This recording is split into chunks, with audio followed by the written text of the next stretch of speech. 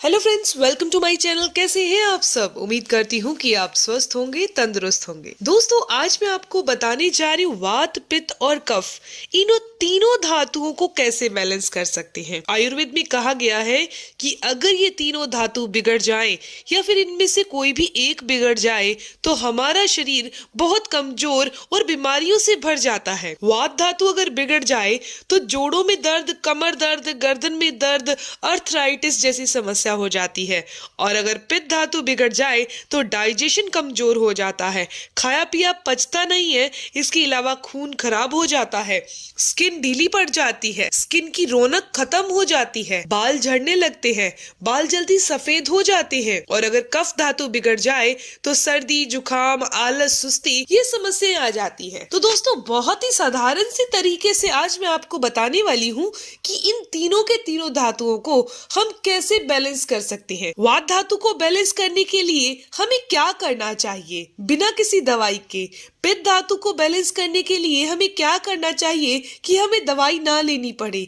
और कफ धातु को बैलेंस करने के लिए क्या करना पड़े कि हमें दवाई की जरूरत ही ना पड़े? दोस्तों, किसी किसी इंसान में ये तीनों धातु डिस्टर्ब होते हैं, किसी में एक, किसी में दो। तो दोस्तों, मैं आपको लक्षणों के साथ बता रही हूँ ताकि आपको पता लग सके कि आपकी बॉडी के अंदर कौन सा धातु सही से अपना काम नहीं कर रहा, यानी कि डिस्टर्ब हो चुका है, अनबैलेंसिंग हो चुका है। वीडियो में आगे चलने से पहले मैं आपको एक छोटी सी जानकारी और देना चाहती हूँ कि अगर आप अपने घुटनों के दर्द, जोड़ों के दर्द, मांसपेशियों में होने वाली कमजोरी, थकान या फिर मोटापा बहुत ज्यादा है या आप बहुत पतले हैं, अपने मसल वेट को बढ़ाना चाहते हैं, इन सारी समस्याओं को बहुत आसानी से ठीक करना चाहते हैं, तो स्क्रीन पर एक नंबर दिखाई दे रहा है, आप मुझे व्हाट्सएप कीजिए, मेरी कॉल आपके पास आएगी और मैं आपको बताऊंगी कि कैसे आपने अपने फैट को रिड्यूस करना है, कैसे आपने अपने घुटनों के दर्द को दूर करना है और पेट को स्वस्थ करना है। तो बात करते हैं वीडियो के टॉपिक के बारे में। सबसे पहले बात करते हैं वात दोष के लक्षणों के बारे में, फिर वात दोष के निवारण बताए जाएंगे। दोस्तों, वात दोष में हमारे बॉडी के अंदर दर्द रहने लगता है। ये दर्द कमर में दर्द हो सकता है, जोड़ों में दर्द हो सकता है, शरीर में रूखापन हो सकता है, स्किन पर ड्राइनेस हो सकती है, आंतों में रूखापन हो सकता है, आपकी जो बाल हैं उनमें रूसी हो सकती है यानी डैंड्रफ हो सकता है, आपके बॉडी का कलर और फेस का कलर भी डार्क हो सकता है। वात बढ़ने के कारण करीबन 80 तरह की बीमारियां हमें घेर लेती हैं। जो मेन है वो मैंने आपको बता दी है।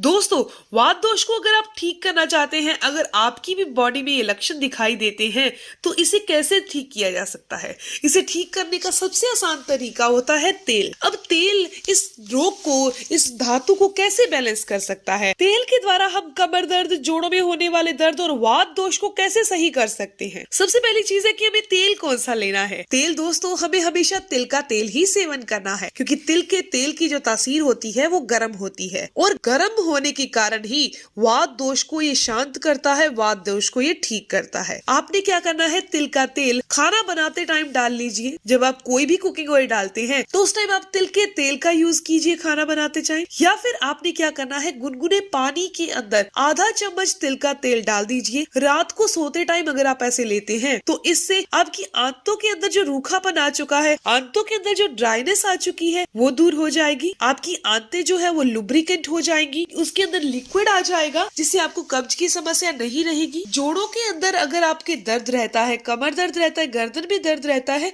तो आपने तिल के तेल को हल्का सा गुनगुना कर लेना है और रोजाना अपने उस एरिया की मसाज करनी है जहां आपको दर्द रहता है। यानी कि वात दोष का प्रकोप आपकी बॉडी के जिस एरिया पर भी है, हो सकता है वो घुटनों पर हो, कमर पर हो या फिर गर्दन पर हो, आपने वहां पर गुनगुने तेल से मालिश करनी है, बहुत ही हल्के हाथों से। अब बात करते हैं पित्त के बारे में।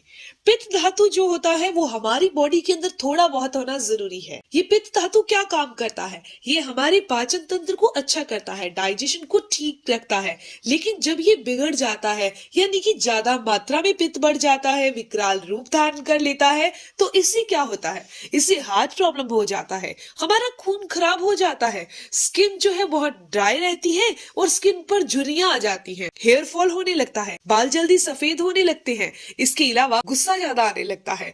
पित्त धातु अगर बॉडी में बिगड़ जाता है तो 40 से ज्यादा बीमारियां हमारे शरीर में दस्तक दे देती हैं। अब बात आती है कि पित्त धातु को ठीक करना है तो हमारी बॉडी में ऐसी कौन सी चीज हमें खानी चाहिए जो इस धातु को बैलेंस में कर दे, ठीक कर दे। दोस्तों, उसके लिए जरूरी है घी। जो गाय का घी होता है वो पित्त शामक होता है, यानी कि पित्त को ठीक करता है।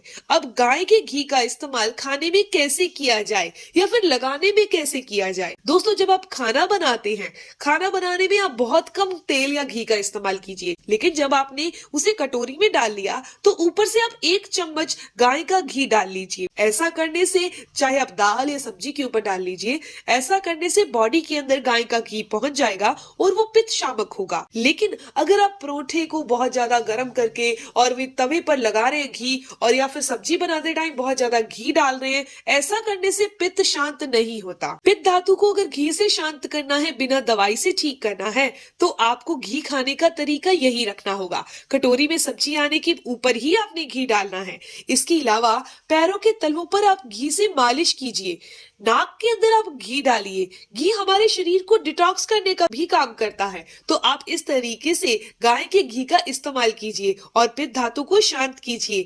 बात आती है तीसरे धातु की, यानी कि कफ धातु की। कफ जो है वो सर्दी, खांसी या फिर आलस, सुस्ती, ये समस्याएं बॉडी में आ जाती है। बॉडी के अंदर फैट बढ़ने लगता है। कफ धातु को अगर आपने अपनी बॉडी से दूर करना है तो जरूरी है शहद का इस्तेमाल किया जाए। शहद जो है वो कफ धातु को ठीक करता है। इसके अलावा ये बॉडी में फैट को भी दूर करता है। पर ध्यान रखिए, शहद पुराना और प्योर होना चाहिए। शहद की तासीर जो होती है वो गर्म होती है, तो कभी भी इसे गर्म चीज के साथ नहीं लिया जाता। तो लेने का तरीका क्या है वो जान लीजिए। आपने पहले 1 गिलास पानी लेना है, उसे गर्म कर लीजिए, बाद में उसे नॉर्मल टेम्परेचर पर कर लीजिए, यानी कि जो गर्म पानी हमने किया है उसे गुनगुना सा कर लीजिए। इसके अंदर आपने 1 चम्मच शहद मिक्स करना है। इस तरीके से अगर आप करते हैं तो ये हमारी कोशिकाओं को, यानी कि सेल्स को ठीक रखने का काम करेगा, सर्दी, जुकाम, खांसी से बचा कर रखेगा, हमारे इम्यूनिटी सिस्टम को बहुत बढ़ा देगा। तो ये तीनों की तीनों जानकारी जो मैंने आपको दी है, ये आपके लिए बहुत खास है और हर एक इंसान के लिए खास है,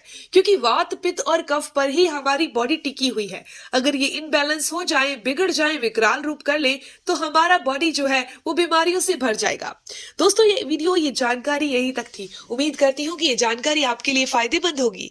अगर आपको ये जानकारी अच्छी लगी, आपके काम की है, तो इस वीडियो को जरूर लाइक कीजिएगा, अपने दोस्तों के साथ जरूर शेयर कीजिएगा, और अगर आपकी कोई भी सवाल है तो आप जरूर पूछिए। आपकी हर एक सवाल का जवाब जरूर दिया जाएगा। मिलते हैं दोस्तों नेक्स्ट वीडियो में, तब तक के लिए गुड बाय।